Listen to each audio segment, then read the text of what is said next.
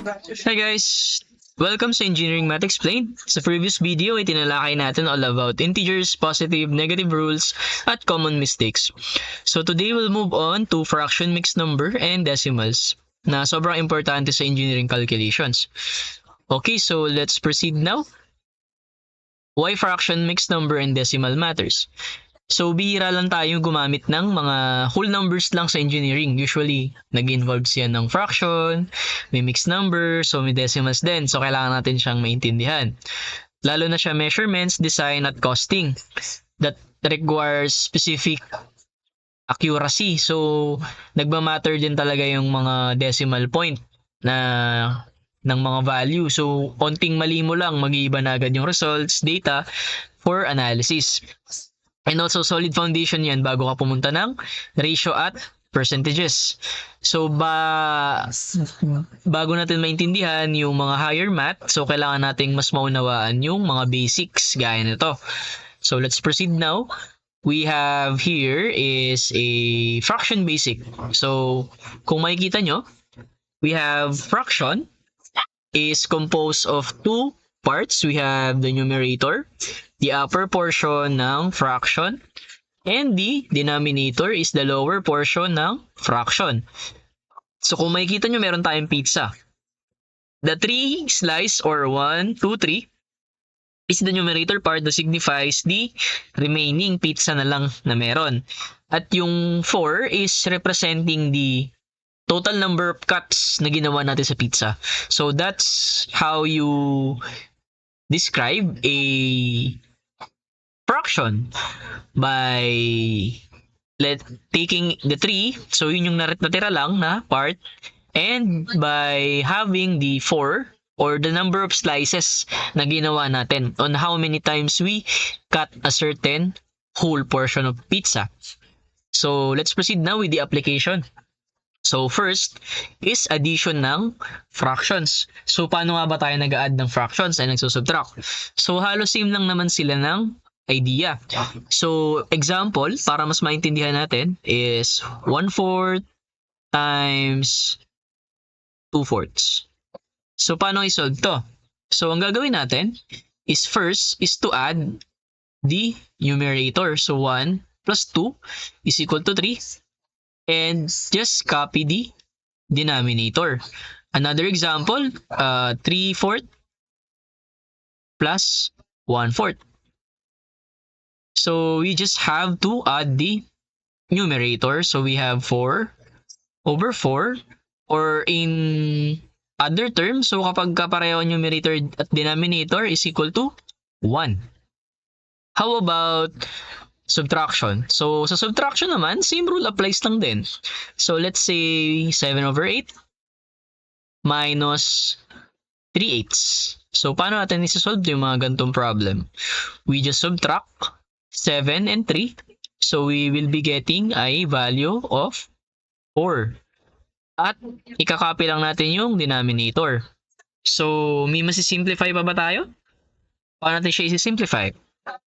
So, we just need to divide this with the lowest value or divisor na pwedeng magpa-simplify sa numerator and denominator. So, in this case, we have to divide it by 4. So, 4 divided by 4 is 1. And 8 divided by 4 is 2. So, ang sagot ay 1/2. So, how about multiplication and division? So, let's proceed with multiplication. But first, I'll just burahin muna natin to. Okay? Para mas madali at mas neat. Tignan yung pag-solve natin. Okay. So, one more. Okay. Let's proceed. So, multiplication, direct at straight to the point lang naman. So, example, we have 2/3. Multiply natin ng 4/5. Yan. So, sa pagsusolve ng ganyan, pagkuha ng value, so we just need to tapat-tapat lang, multiply. Multiply mo to, 2 times 4, yung numerator is equal to 8, and 5 times 3 is equal to 15. So, yun yung sagot. 8/15, di ba? Direct forward, direct at straight to the point. Another example, we have 4/5 ulit. Favorite no? 4/5 times 7/5. So, paano i-solve yan? So, we just need to multiply again. 4 times 7 is 28. At 5 times 5 is 25. So, yun yung sagot. 28/25. How about division naman? Divide. So, paano nagdi-divide ng fraction? Alisin lang muna natin. So, sa pag-division, ang rule is, let's say we have 3/4 divided by 1/2.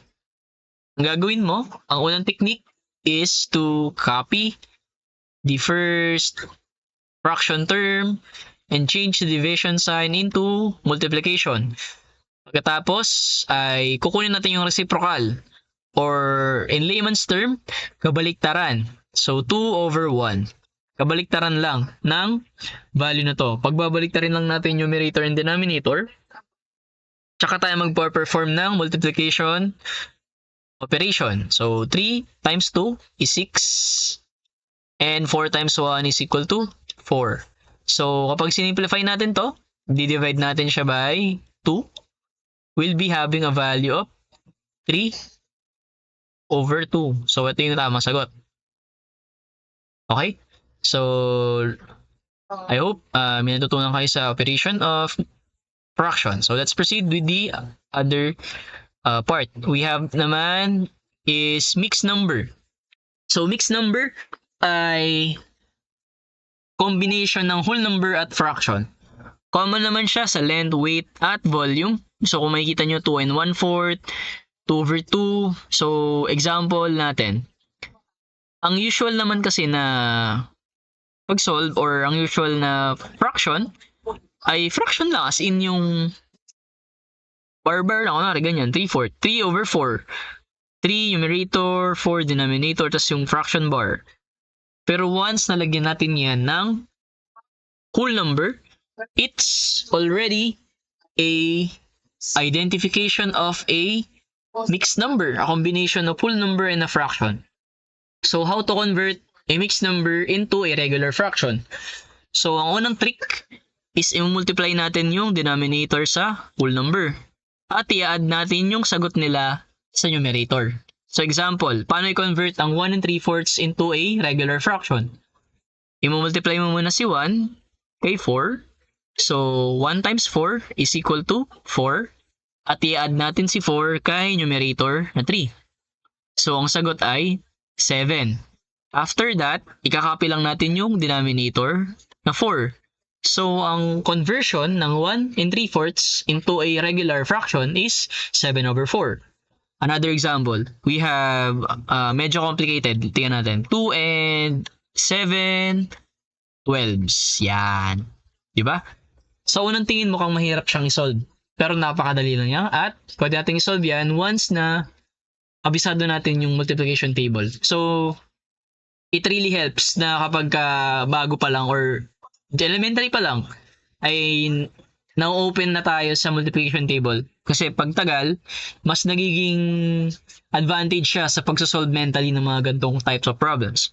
So example, we have 2 and 7/12. I-multiply natin at i-add natin. So 12 times 2 is 24 plus 7 is equal to 31. So 31 yung numerator, and what is the next rule? Is to just simply copy the denominator. So we'll just copy 12. So ang sagot daw ay 31/12. So that's the rule in conversion for mixed number to fraction. So let's proceed now with decimal. So sa decimal, meron tayong tinatawag na decimal point. Example, 1 is considered a whole number.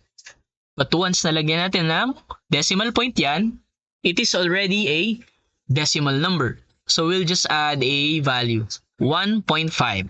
So it's already a decimal number. Another example, 4 is a whole number. But once we add, let's say, 1.1, so it's already a decimal number, 4.1. So how to correlate fraction to decimals?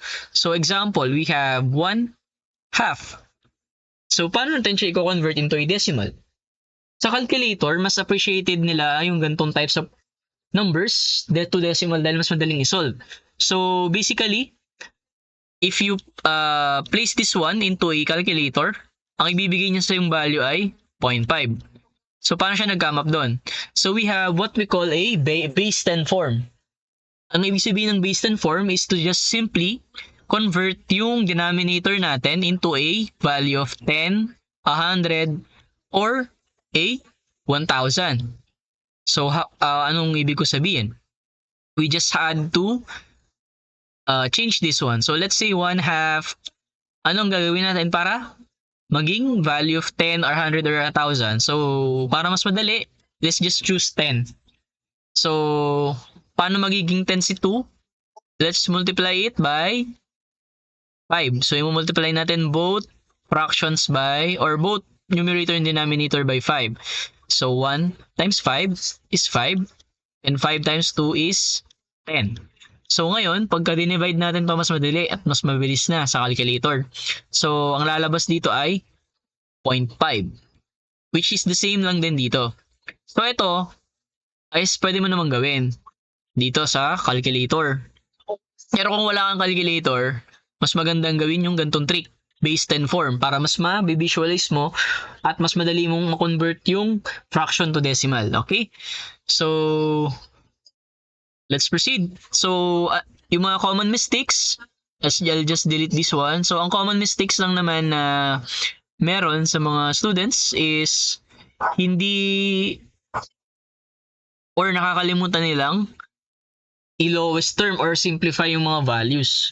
Yun yung kailangan nating iwasan. So, as much as possible, kailangan mas naiintindihan natin kung pwede pa tayong mag-divide or mapaliit pa natin yung value ng fraction.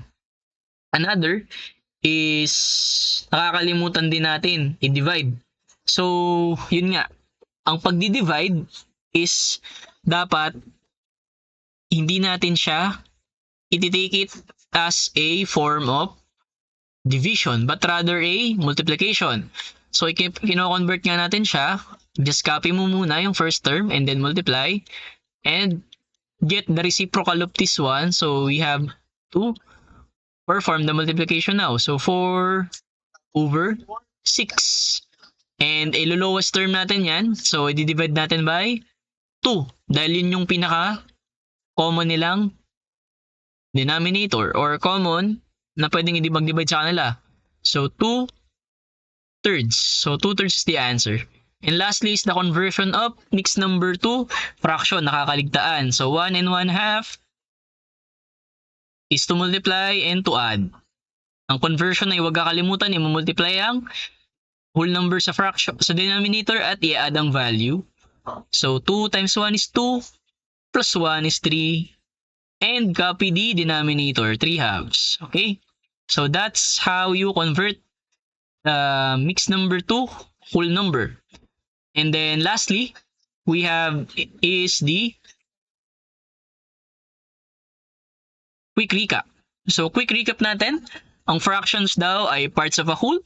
Ang mixed number is a combination of whole and fraction. And decimals can be used to describe a value at pwede natin siya makuha from fraction to decimal using a base 10 form or calculator. And mastering this will be making us to understand the ratio, percentages, and higher maths, algebra, calculus, etc. So, for that, thank you guys. So, I hope may natutunan kayo. At sa mga susunod na video, don't forget to hit the subscribe and notification bell. And comment as well kung meron kayong mga gustong topics pa na ma-discuss ko in the future videos, okay? So, for now, bye-bye and have a nice day, okay?